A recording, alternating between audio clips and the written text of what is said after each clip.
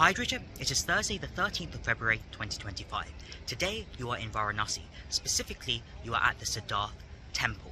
So Siddhartha in the 5th century BC was an Indian prince who gained enlightenment and became the Buddha and the founder of Buddhism.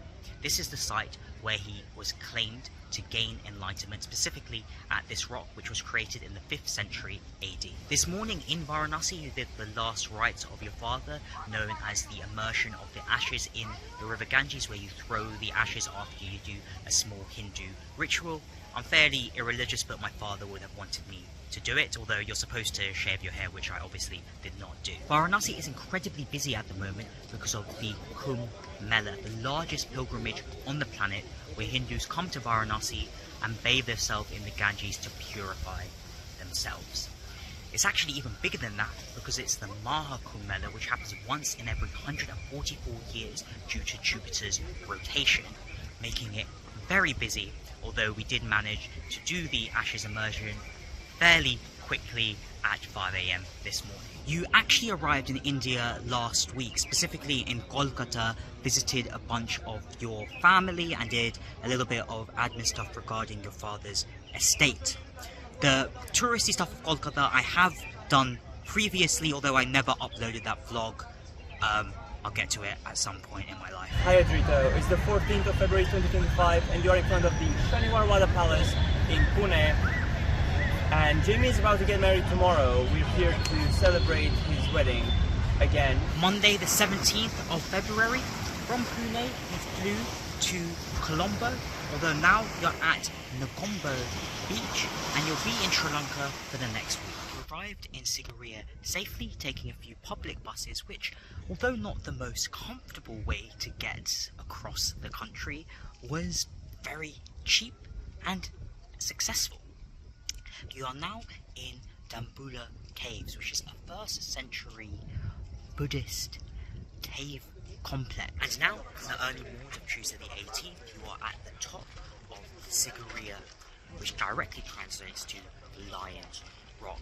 The name given to the rock because of the lion statue, although everything apart from the paw has now been destroyed. It is 180 meters tall and is a palace created by King Kashyapa after he forcefully took control of Sri Lanka in the 5th century AD. It's basically a real-life version of Sky Pillar from the Hoenn region in Pokemon.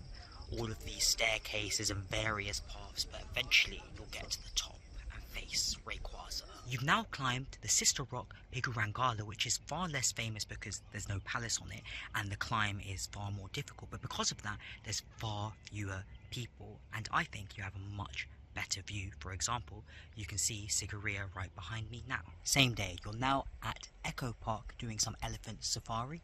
You have seen some elephants and that was very, very cool. I believe the last time I did safari was back in 2013 in India in Doas with my father, where we saw some rhinos. I'll pull up that footage now. The following day, and now about an hour away from Sigariya, you are in the ancient city of Polonnaruwa, created in the 11th and 12th century AD by the king at the time to impose himself on his subjects, considering some of the inscriptions say the king is equivalent to God. It consists of dozens of buildings across a large area, Buddhist temples, a few Hindu temples, palaces, gardens and living quarters, and it's very similar to the Angkor Wat complex in Cambodia, although a little bit smaller. And now you are in Kandy after taking a public bus yesterday for about 6 hours, and it effectively is the end of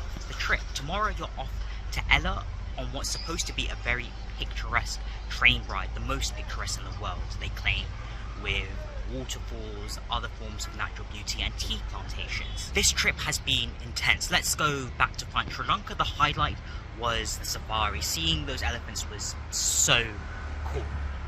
And then Sigariya Rock and the ancient cities, it just transports you back 1,000 years to how those people live. And then of course India, the original purpose of this trip. I truly thought, or at least hoped, that the immersion of my father's ashes would have given me some closure, but I miss him as much today as the day he passed. Perhaps if I was more religious, it would have helped, but the truth claims of religion aren't convincing to me. But to not end on a sour note, the trip has been really fun. The weather's been brilliant, much better than a London winter, but I guess I'll see you back there in the near future.